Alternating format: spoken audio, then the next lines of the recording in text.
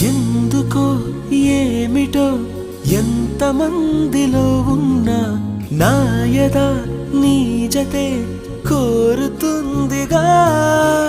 ఒంటరి దారిలో నాకు తోడువైనావు, ఎన్నడూ నీడగా వెంట ఉండవా.